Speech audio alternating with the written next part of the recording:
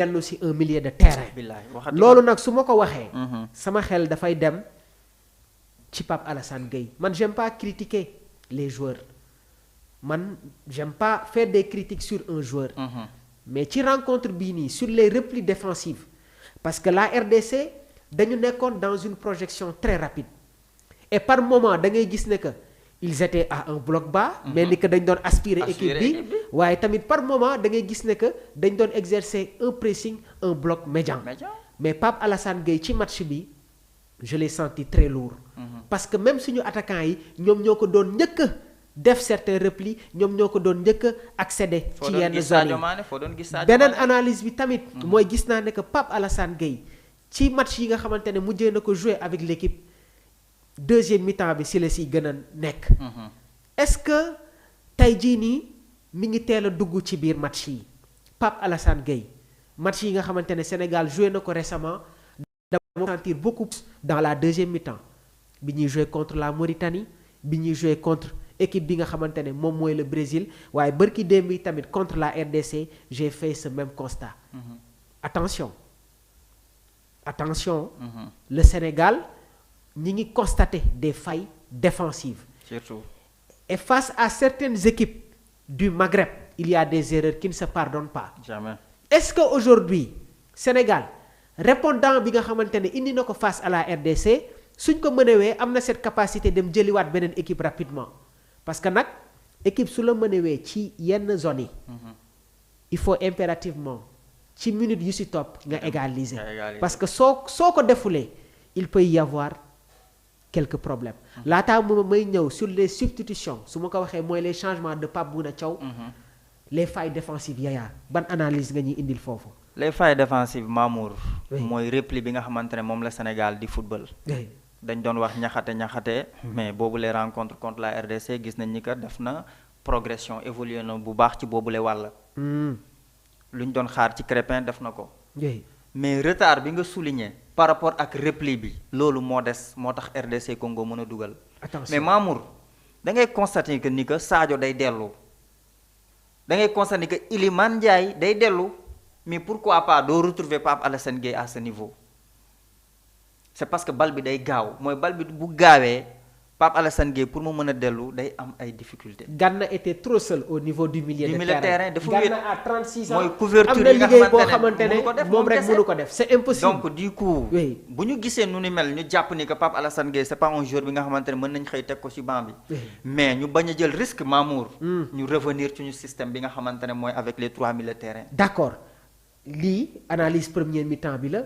dans la deuxième mi-temps ñu dawal tuuti RDC commencé di ñëw suñu kaw waaye premier mi-temps bi Yaya sur la construction du jeu sénégalais dama ci constater benn lenteur Crépin Diatta Kalidou Koulibaly qui rejoue avec Crépin qui joue pour Gana qui joue avec Koulibaly qui joue avec Moussa Niakhaté qui joue avec Gana qui joue avec Ismaël mais plus de 10 passes dans notre périmètre mais ça permet à l'équipe adverse de bien se placer et dans ce genre de situation là pour nga concrétiser une attaque placée c'est tout un problème Yaya revenons un peu à nos fondamentaux ñu ñibbisi gis nga football dafa am fenn foo xamante ne foofu la toll attention encore une fois parce que surprise moom laay bañ mën na am de mais on perd trop de temps dans la construction du jeu. On perd trop de temps dans les transitions et par moment je sens que cette équipe permutation yi dafay xaw a des et si nos attaquants ne sont pas dans la permutation. même si on amène 10 attaquants pour ñu sonal beneen équipe bi lu jafe lay doon. moo tax ma ne la par moment ñun ñëpp dañuy nekk ci euphorie bi.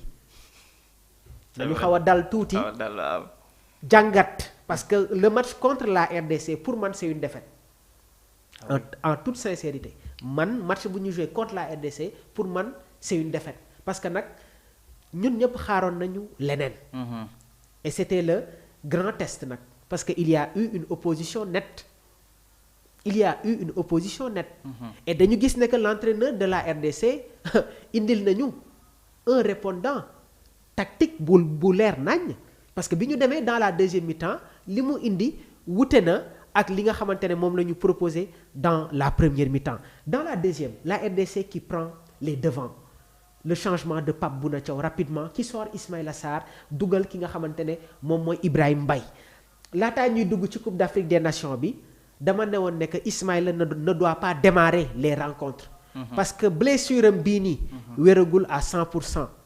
ma jotoon def une proposition ne leen Idrissa Gana Gueye Pape Alassane Gueye Lamine Camara si kaw ñu am un trio. ma jotoon def beneen analyse ne leen Pape Thiaw li nga xamante ne moom la ñu proposé woon bi ñuy football ak RDC au stade des Martyrs loolu la war a produiraat bu ñuy jouer ak la RDC bërki démb mais nag dafa am loo xamante ne daf ko proposé mu jàll. mais est-ce que benn schéma bi.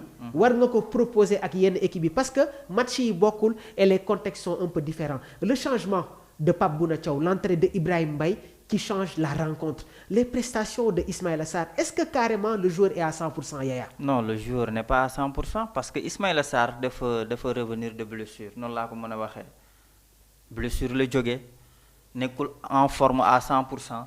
mais Ismaïla Sarr aussi du joueur bi nga xamante ne jàpp nañ ni que équipe nationale du Sénégal saa bu ñëwee bu amee yenn occasion da koy dugal. d'accord. c'est pas dans ses habitudes Sénégal Égypte gis nañ ko fi éliminatoire coupe du monde. fin du temps la ko Sadio Mané tegal benn bu leer. def ko ci biir mu raté ko donc ñun min nañ ko ci Ismaïla Sarr. mais nag gis nañ ne que Ismaïla mu ngi Sarr progressé s'est beaucoup amélioré sur la finition loolu nag lañ jàppoon ni que cette amélioration. bu mu am ci clubam. dina ko mën a indi ci équipe nationale est-ce qu'il est à 100% Yaya. waaw est-ce ci que loolu xam Ismaïla nga Sarr tane na carrément. mais loolu xam nga yaa am na staff technique bi nga xamante ne Mamour mais ils sont là-bas pour ça. le staff médical voilà waaw. c'est ça mais bu ñu gisee ni que joueur bi des na mais l'entraîneur moom moo gën a xam tey jii nii joueurs yi nga xamante ne moom moo leen di coacher mais bu xoolee kii nii ça reste il n'a qu'à changer le joueur mu mettre keneen mu jeex mais mënuñu fi nekk aussi di masla Mamour temps bi nga xamante ne Pape Bouna Thiaw jël na ko balaa moo effectuer ay changement am dafa yéex. dafa yéex. mais waruñu xaar ba RDC dugal ñu mu dugal Ibrahima Mbaye. parce que bërki démb dafa yéex. jël nañu la réaction de l'international Mbaye Diagne ñi ngi koy nuyu bu baax a baax a baax. mi ngi woon en regroupement avec Cheikhou Kouyaté donc le capitaine emblématique bi ñu jëlee sa réaction en direct sur l'émission. daf ne Pape Thiaw dafa xaw a yéex a def les changements ba pare un joueur comme Ibrahima Mbaye bis boo ko amee comme titulaire di nga mën a gën a am ay occasions de but yaa ngi koy wax léegi les substitutions de Pape Bouna Thiaw dafa xaw a jël tuuti temps. Mamour première mi-temps nga am ñaata occasion sa attaquant yi nga nekkoon devant Ismaïla Sarr am benn raté. Nicolas am raté mais nga bëgg bi munoo koo am mais deuxième mi-temps boo ñëwee loo war a def avant la 60e minute da nga war a effectuer say changement mu gaaw. koy indi si changement yi. mais tu sors Ismaïla Sarr. dugal Ibrahima Mbaye nga dugal Ibrahima Mbaye. ak kan. mais boo dugalee Ibrahima Mbaye mais nga génnee Jackson doxul mais tu mets Habib Diallo ou bien nga indi Serif Ndiaye bu fekkee mu ngi en forme ndax keroog moo dugal la sa troisième but.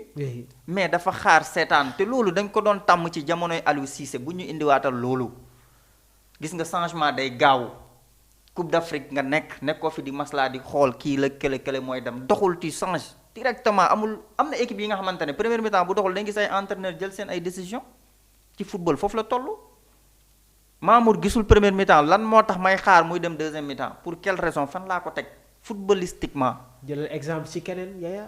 non jëlal exemple ci keneen comprendre nga. wala nga jël exemple. ci Omar. ci Delgado. Delgado waaw wala nga jël exemple ci voilà ci Pape Cheikh Diagne. xoolal Sabali heure bu mu dugg. xoolal internet bi moo ngi koy wax Mamour.